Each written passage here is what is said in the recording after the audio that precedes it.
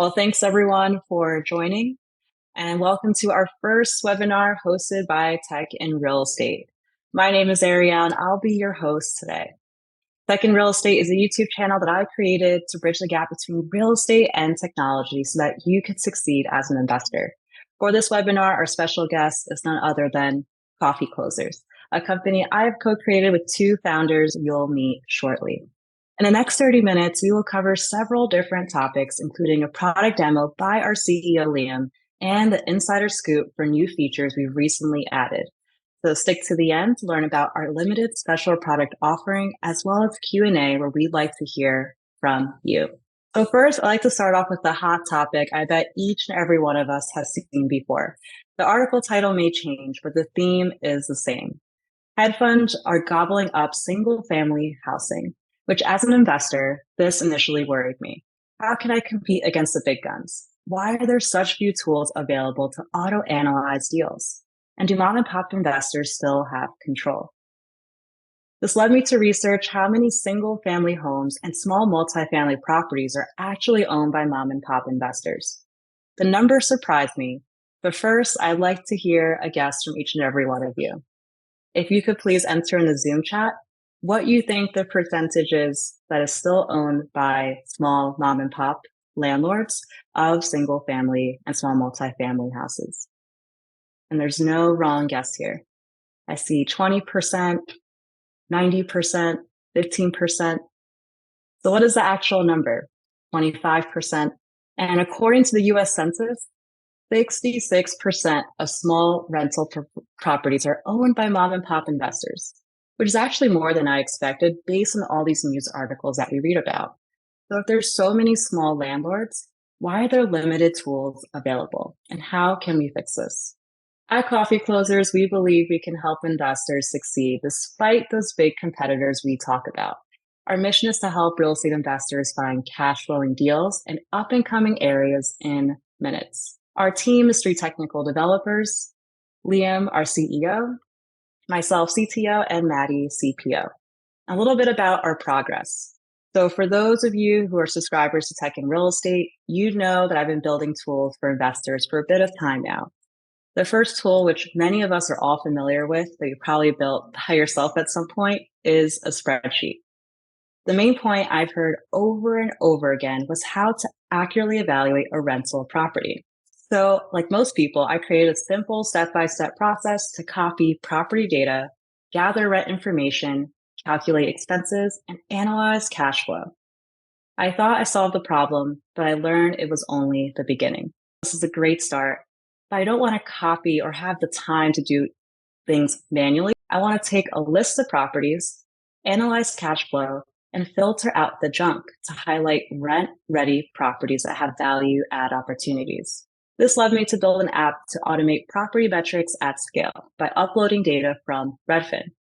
This solved automation for analyzing deals, but there was still a piece missing: identifying where you should be investing.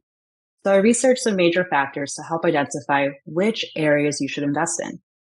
This included looking for appreciating markets with high population and low unemployment. I created a quick course to help you identify up-and-coming areas by leveraging economic and market data. So at this point, things started to click on what really matters for investors. Investors need a cash flowing property in good condition that is located in an up-and-coming area to find the best deal. This is what started Coffee Closers, a tool built for investors by investors that help you find the best deals. Since our start, we have constantly worked on improving the product by listening to you.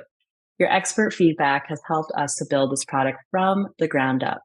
And I'll pass it off to Liam to provide the demo on what we've accomplished since. Okay, great. Thank you very much, Ariel. Can you all see my screen here? Okay, great. So to give you a very quick rundown on the product, what we have so far and what's coming up. So first of all, when you come to the website and land on the actual app portion, we present you with a series of different cities which are filtered by different categories. So we have 54 cities in total. And in terms of the categories that you can see the best properties by cash flow, landlord-friendly legislation, appreciation, affordability, and a couple of other different things. Up at the top here, you can do also a little bit of filtering. So you can search for different cities by opening up the little search bar. You can sort by city name or by state.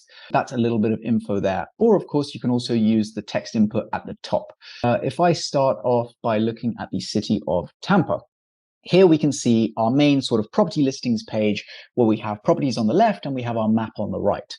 Now, starting off with the map, here you can see we have our gentrification heat map, and it's fueled with a few different data sources. If I open up this side panel, you should be able to get a little bit better information on that.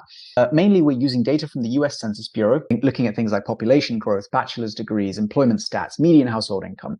Simultaneously, we're also looking at data on all of the amenities in the area. So, you know, what are the nearby supermarkets, bars, restaurants, tourist attractions, major employers. And then the better those amenities are, the higher the score of the neighborhood, so on and so on. And lastly, we're also looking at the concentration of fix and flips in each area, which we're using as an area which is likely in transition. So if we're seeing there's a lot of flips, it's maybe an area that is sort of up and coming. And we should also be creating a fix and flip map very soon for people to use as well. So if I reset the map here, you can actually filter on this map in a number of different means. So you can click on all these different neighborhoods to see different properties which are in these neighborhoods, and they'll start to populate here on the left-hand side. If you want to filter by category, you can hover over these different areas to see the different areas which are gentrified, in progress, early signs, and so on. You can click on whichever one you like, and that'll automatically populate those areas which match that category. You can also actually look at the different amenities in the city by looking at our interest points over here. So if I want to look at, say, all of the stores and supermarkets, there I have them, and then I can click on one, and there we go. Then if I reset that, you can also look at different zip codes. So instead of looking at neighborhoods, if you want to look at a slightly more macro view, you can also look based on zip codes. And then when you hover on each one, you'll get a little bit of information on the zip code, like the average price per square foot, average appreciation, and so on and so forth. And these are also color coded based on sort of how good we think the neighborhood is. So A, B, C, D. So that's a general overview on the map. Here we have the properties themselves, which are currently being sorted by drip score, which is basically our proprietary score, which looks at a number of different things. We're looking at cash flow, we're looking at the condition of the property, we're looking at, is it eligible for an ADU based on zoning, could you add an extra bedroom, all that good stuff.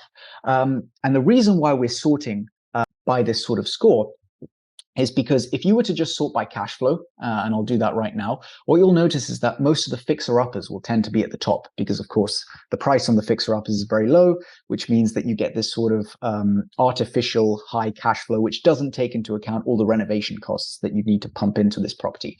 So we've developed this sort of different way of sorting properties, which at least tries to take into account different things. As I said, the condition of the property, the cash flow, and also what the value add opportunities might be. So that's a little bit of information on the actual properties themselves. If we now click into one of the properties, here you can start to see a little bit more information. So you get all the pictures. You can see that this particular property is eligible for an ADU because it's a single family home, which is zoned for multifamily. So that can be quite useful to know. Here on the right-hand side, you get our rent estimate. Now, one thing to bear in mind here is that we're going to be adding several different rent estimates for you to take a look at, rather than just having our own, so that you can see what the Zillow estimate is, what our estimate is, and maybe what the average for the zip code is. By having several different rent estimates, that then mitigates against us having a bad rent estimate. Hopefully, you can then sort of see what other sources are saying and come to a conclusion of what the best rent estimate might be for your use case. Here you can also add in things like renovation and capex costs. Right now, you'll see that if I add this, it doesn't change the cash on cash return, but I've been working on that today. I'll ship that this evening. So by this evening, hopefully, when you change these, you will see changes to the cash on cash return as well. And here you can see your monthly sort of ongoing costs, mortgage payment, HOA, insurance, property taxes, and so on. Thing to note about this, things like the HOA and the property taxes, we can get that data straight off the MLS, so it should be fairly accurate. Whereas things like insurance, vacancy management, that's more of an estimate. So do just bear that in mind. And then, yeah, on the property page, you can see a few other things. You can see where the property is relative to different locations and what those locations are like. You can also see the rental comps here. You currently can't click on these to open them up in a new page, but we're working on that. So just bear with us on that, and we'll definitely have that for you very soon. You can add properties to favorites, and you can download them to a CSV file. If I now open up my favorites, you can see I have a few different properties here. And by default, I can look at, their address and cash on cash and the monthly profit and all these sorts of things. If I want to add or remove different columns, I can just click here in the columns selector, and I can add in a few different things like interest rate and maintenance rate, for example, if I want to see those, and then I can start to see those here in the table. If you want to look at these properties as different sort of cards, you can also do that by pressing this button. So this is a way that you can change from table view to card view. Then, you can also sort them as well, pretty self-explanatory. If you want to compare two properties side by side, you can select both of them and then press this nice little compare button. This will redirect you to a new page where you can see the two properties side by side with, the cash on cash and your costs and mortgage payment and neighborhood and school district and so on and so forth. So this is perhaps just a nice little way for you to sort of compare and contrast two different properties simultaneously. And that's the majority of things. In terms of new features, we're going to be adding off-market properties very, very soon, but I think Ariel's going to be touching on that in just a little bit. A little bit about the filters, maybe? Filters is fairly self-explanatory. You can open up the filters here. You can see them all. You can filter for properties, just those with an ADU eligibility, those which you can add a bedroom on. You can hide fixer-uppers or indeed only show fixer-uppers if those are what you're interested in. Unless anyone has any questions, that's about it for the demo. Feel free to drop your questions in the chat so when we can get to them later on. All right, no questions. Looks like everyone's happy. Thierry has a question. How do you determine fixes? Ariel, that's a data question. Do you want to answer that? We currently look at descriptions on the MLS, and we look for particular keywords that relate to those that are fixer-upper. For example, sold as is one of those keywords, but we've actually trained a model to recognize that automatically. And that's what gets that tag of whether or not a property is a turnkey or if it's a fixer-upper. If you like, I can just give the quickest of demos, just since we're on the point. So this is a property. Can you guys see my screen? This is a property that we listed as a fixer-upper, and as you can see, could perhaps do with a little bit of TLC here. You read this description. For example, there's this sentence: with careful renovations, you can capitalize on the increasing demand for renovated homes. This sort of thing is what we pick up on, these kinds of sentences, these kinds of words, and then you'll be able to see it here. We have occasionally had a couple of false positives, but we're working on that, and it shouldn't be too many. But if you do see a false positive, feel free to let us know. In other words, a property that's just been renovated that we've accidentally listed as a fixer-upper. Yep. And just one thing extra to highlight, Liam. So you might be thinking, well, what if there was no description? The agent was lazy and put nothing there. How would you even know?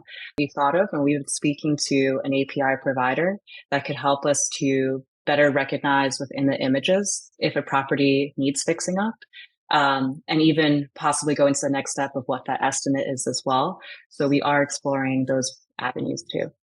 Back to you, Ariel. Thanks for the demo. Good work out of you guys. Keep it up. Thanks, Eric. I can't wait to use it. Thanks, Anna. We have some more features coming, so I could detail those now. Liam, go through the demo, detail a little bit more about some new features. And as we spoke about, we did implement an AI model to help us with more accurate rent estimates. However, we think we could do even better. We're improving our rent rates, not just for single family, but also for multifamily as well. And we're also including multiple sources. This is one of the main things we were asked to improve upon. Is it's great to have one single data point, but more can always be better as well. We plan to do this within the coming weeks. As well, and since the release of our gentrification maps last month, we have received a great deal of feedback across cities. So we are using this feedback to further improve our gentrification heat maps to help you find the best location to invest. Finding stores that are more particular for that given area, that show if an area is appreciating area or if it's more of a declining area. We want to make sure we get even more local.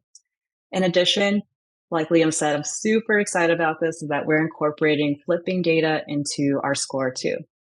You'll be able to see what neighborhoods have high volume of homes that are being flipped which deem that it is up and coming.